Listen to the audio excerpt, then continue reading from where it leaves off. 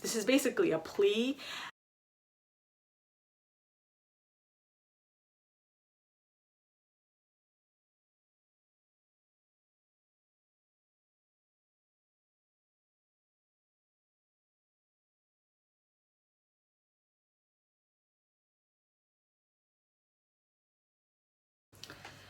Hi guys, it's your global Daisy. So you may or may not know that there has been a travel ban that has basically been implemented, an international travel ban that India has implemented. Initially it started off by just banning foreigners and tourists and non-residents, and it quickly spilled into banning even nationals. So that is why I am still here in the UK. I was supposed to leave today. My flight was today. Unfortunately, it got cancelled. And I am now basically stuck here in the UK, unable to return home to India until further notice. So it has been a really stressful past few days, to say the least. And the stress kind of remains even now because we really don't know when we'll be able to return home.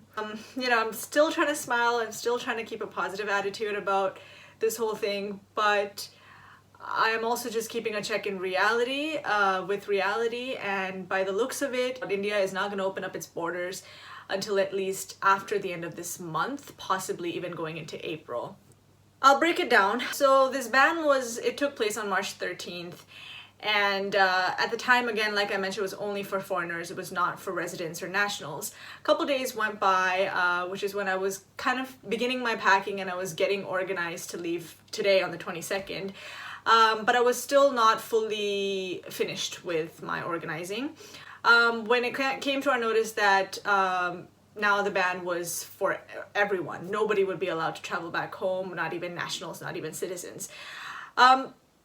So those 2 days when this international ban took place, I know a lot of my own colleagues and friends immediately booked flights for the next day and rushed back home because they were just not going to take that risk to stay back here in the UK and be stranded.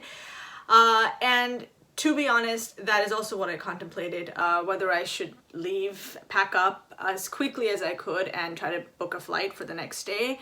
But it was just completely impractical, not realistic at all, because I still had a lot of stuff to get packed up, sell off, organize, a way to get to London or find flights within Norwich, and that was just not happening. It was extremely chaotic. I had only a couple of hours, at the most like 8 to 10 hours to just get my whole life together of the past 1.5 years of living here in the UK, pack up and head back home. That was giving me so much of stress and anxiety that I decided against it, because the last thing I wanted was a health scare and to get physically impacted somehow from all that stress. So basically the next couple of days went by and I was on standby to see if my flight today on the 22nd was still flying or not. And it just involved a lot of, trying to reach out to the airport, the airline, a lot of rumor going on that my airlines that I was taking was still flying out. So I had to just wait it out until finally on Friday, just 2 days ago, is when I came to find out that, yeah, my flights had been canceled. Come to today, on Sunday, I have been now in self-isolation for approximately 5 days, I believe, until we get further notice. We don't know how long we're going to be stranded here. The second thing that I want to touch on that I think a lot of people are not aware of is that many of us Indian citizens that are actually stuck abroad happen to be students, or, on some type of a temporary visa. And so what I want to kind of bring into light here is hundreds and hundreds of us Indian nationals are literally in a lot of risk on staying back here in the UK if the Indian government doesn't take some sort of swift action to evacuate us. We are under the risk of basically living here in the UK without a visa, because majority of us are having our visas that are going to be expiring within the next couple of days, because we're given a time slot to stay back in the country after our course ends, and that is for most of us only till the end of March. So that is the other issue that most of us are terrified about, because not only are we now stranded because there are no flights going out, there's a travel ban that is out, but for many of us, our visas are expiring to stay back here in the UK, which basically gives us like not a legal sort of right to stay in the country, and not only stay, but not even have working rights. If the situation gets much worse, we have no means of survival here whatsoever. And the third thing, of course, is just the isolation of it all. The fact that we're all in self-isolation to be safe, and by all means that is what we must follow at this point. This is not our home, this is not our country. Most of our family, our friends are back home. It's even more isolating. The feeling of just homesickness and loneliness is even stronger now, even more so now, not knowing the turnout of these events and when we're really going to be able to get back home, realistically speaking. And I understand that the Indian government right now is taking all the necessary precautions and measures to keep citizens safe, which by all means is necessary. But I also really hope that they take into account that many of its citizens are also locked out of their own country. It came to a point that I actually managed to be in the news. What is your experience? Are you looking to come back home because the ban is in effect now? What are you thinking? Yes, so my original plan was to leave on the 22nd of March, which is this Sunday. The ban came into place on the 16th. By the time I found out about the ban and tried to look up flights to leave on an immediate basis, because that's what I was trying to do these past couple of days, there were no flights going out because of this ban, so it really put me in a state of panic and stress right now.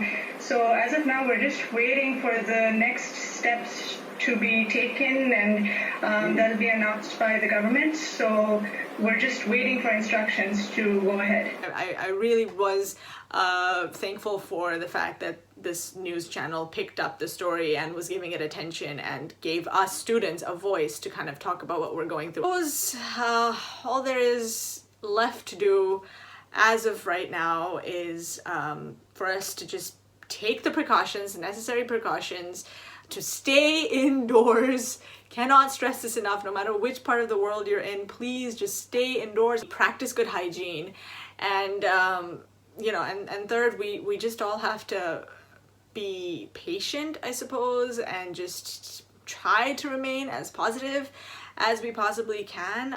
That's what I'm trying, because that's necessary in order to just survive these next couple weeks. God forbid more than not a month. We'll definitely be reaching out, sending this video to the UK Home Office, to the Indian Consulate here, as well as my university, to kind of stress on how severe,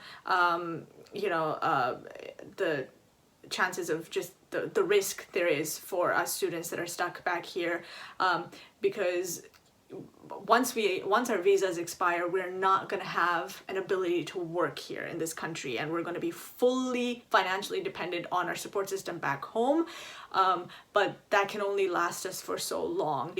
This is basically a plea to support us students, whether that means providing us with the necessary means to survive in terms of adjusting our rent, in terms of providing support for our utilities, our bills, food, and more importantly, a special provision for our visa by either extending it or giving us some sort of a special status, not penalizing us, because this is not in our control whatsoever. And I know both parties, both governments are doing all that they can. This is such a new and sort of a unexpected series of events that has completely just escalated into something way bigger than any of us imagined. And I understand it will take time to really plan and organize and upcoming steps, but I am putting out a plea on behalf of all our students to really